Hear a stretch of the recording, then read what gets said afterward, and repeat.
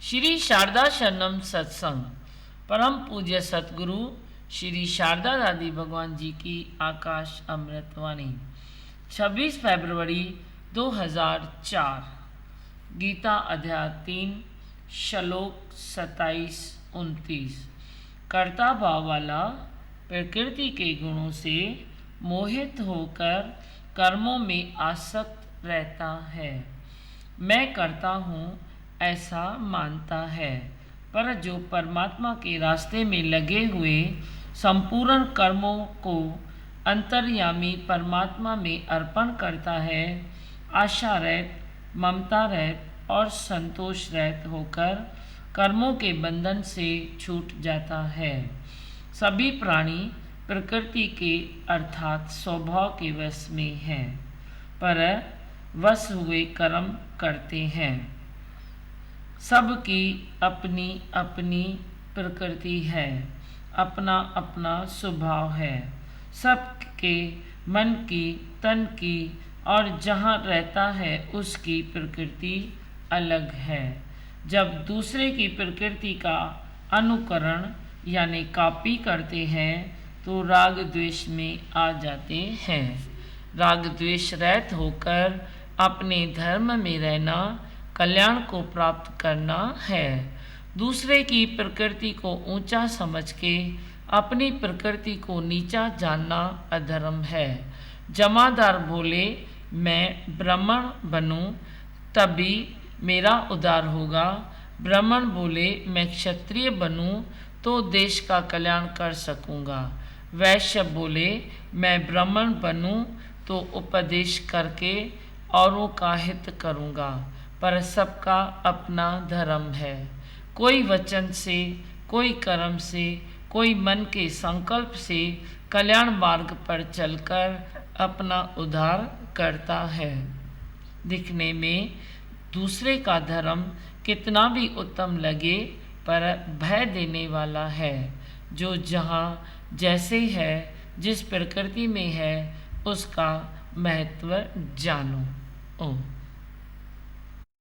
श्री शारदा शरणम सत्संग परम पूज्य सतगुरु श्री शारदा दादी भगवान जी की आकाश अमृतवाणी 26 फरवरी 2005।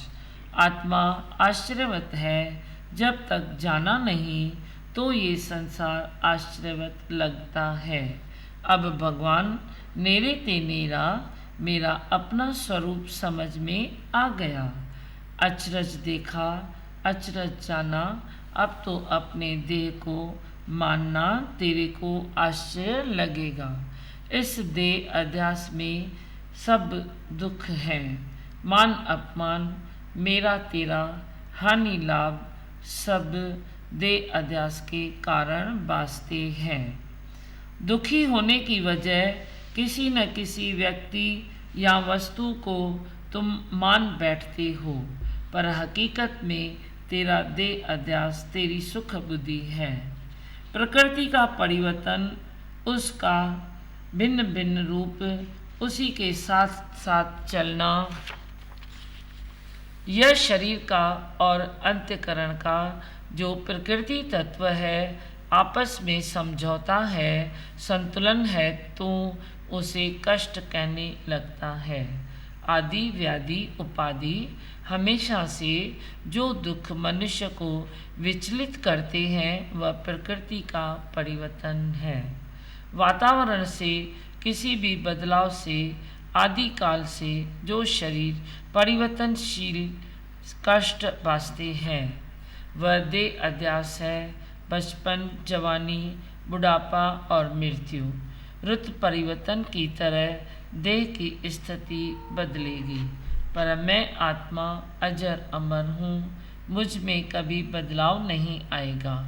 आत्मा शाश्वत, एवर फ्रेश, एवरी यंग है। गुरमुख कदी न बुढ़ा होवे।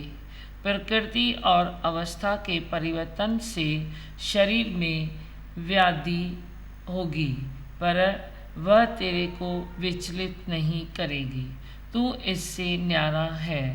तेरे को कितनी उपाधियां मिले, चपरासी से मैनेजर या मैनेजर से चपरासी, तू अपने पद आत्म पद में लीन है। बाहर की पदवियाँ तेरे को विचलित नहीं करती। हाय हाय और वाह वाह में अटकता नहीं। अभी हाय हाय तेरे हिस्से में नहीं, वाह वाह बच जाती है। अपने आप को जाना, बाकी कुछ जानने को ना रहा।